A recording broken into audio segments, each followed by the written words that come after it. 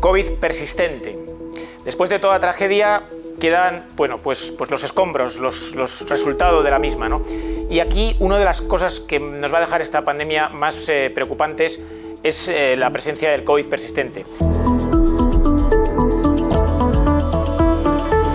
Muchas personas en España, se calcula que entre 400.000 y 800.000 tienen secuelas después de haber superado la enfermedad que les duran incluso muchos meses, 6 o incluso un año, y algunas personas que continúan con estas secuelas y no se sabe cuánto les durarán, ¿no? Es decir, son personas que han pasado la enfermedad y después tienen cefaleas, tienen fatiga, tienen problemas respiratorios, tienen desórdenes del sueño, depresión, ansiedad, que duran semanas, semanas y semanas e incluso meses, y no se sabe muy bien cómo se ha producido y cómo atajarlo. El tratamiento, además, es complejo, como todo tratamiento de una enfermedad que persiste durante el tiempo, porque no se puede, digamos, atiborrar a fármacos durante muchas semanas a estas personas. Hay que hacer un tratamiento combinado, con dieta, con estilo de vida, con fármacos, etcétera, ¿no? Y muchas de estas personas están discapacitadas, no pueden trabajar, con lo cual también es un problema de cara, pues, a las bajas laborales, etcétera, ¿no?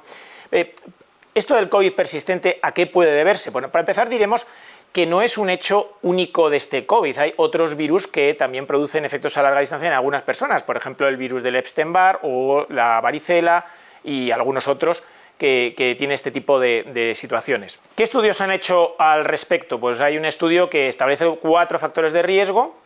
En primer lugar, la presencia persistente de fragmentos de ARN del virus en la sangre de las personas. Estas personas que han pasado la enfermedad, oye, es que me sigue dando positiva la PCR, bueno, ya no es contagiosa y tal, pero esto pasa, es un factor de riesgo. La diabetes es otro factor de riesgo.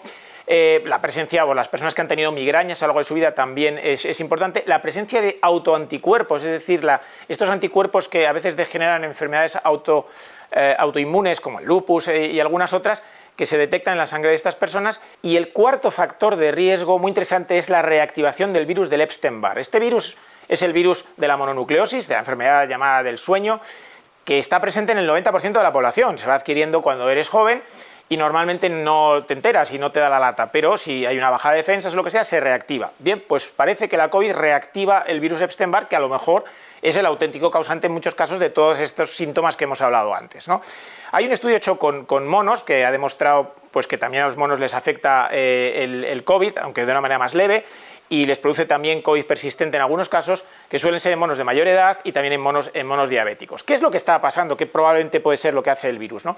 Vimos que el virus entraba por las mucosas y, de hecho, en las primeras cepas provocaba en muchos casos anosmia, la pérdida del olfato, que también para algunas personas se prolongaba mucho tiempo. ¿Por qué? Porque atacaba el fondo de la pituitaria, donde tenemos una serie de terminales y unas neuronas que son las que al final van a ocasionar el fenómeno del olor. Estas neuronas, que se llaman mitrales, parece que pueden ser atacadas por el virus directamente, produciendo daños que luego cuesta mucho tiempo repararlos. A través de eso, el virus puede penetrar dentro de nuestro cerebro, provocar pequeños coágulos, provocar daño neuronal, problemas en las vías de comunicación de las neuronas.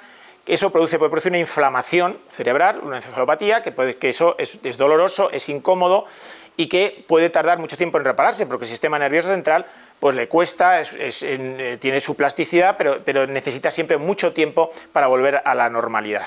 La gran pregunta, y es muy importante, es si la variante Omicron produce también COVID persistente. No se puede saber todavía porque es demasiado pronto, pero es un tema importante porque ahora que se está hablando de reducir restricciones, de reducir contención por la urgencia de volver a la normalidad por muchos aspectos, pues algunos científicos están diciendo, bueno, pero si provoca esto ya es un problema de salud mucho más serio, ¿no? Bueno, no lo sabemos, pero tenemos algunos cosas que nos hacen ser optimistas, ¿no? La Omicron no produce anosmia, parece ser, la gente no pierde el olfato con esta variante. Quizá entonces esto significa que tenga este virus menos tendencia a penetrar en el sistema nervioso central y por tanto no producir este COVID persistente neurológico, porque hay otros síntomas que no son neurológicos, pero son quizá menos importantes. Otros, sin embargo, opinan que, puesto que la COVID persistente tampoco está estrictamente relacionada con la gravedad con la que se ha pasado la enfermedad, es decir, hay personas que han pasado la enfermedad de una manera muy leve y aún así tienen esta COVID persistente, pues eso, como la Omicron es leve, pues tampoco tiene por qué no dar COVID persistente, ¿no? No lo sabemos todavía, pero desde luego es un dato que yo creo que va a ser importante, que estar atentos a ello, de cara a si verdaderamente la pandemia entra en una fase ya de convivencia con el ser humano y de vuelta más o menos a la normalidad, cosa que comentaremos en vídeos posteriores, que va a venir después de la Omicron, ¿no? Pero en definitiva hay que estar atentos y desde luego dar muchos ánimos a las personas que están pasando este problema, porque es un problema muy incómodo, es un problema discapacitante, es un problema un poco desesperante porque pasa el tiempo, en fin, en la inmensa mayoría de los casos, aunque sea al cabo de unos meses, se acaba solucionando. Como siempre, si te gusta la ciencia, suscríbete al debate, a los vídeos del canal de YouTube del debate y lee los artículos de Ciencia del Debate, que están fenomenal.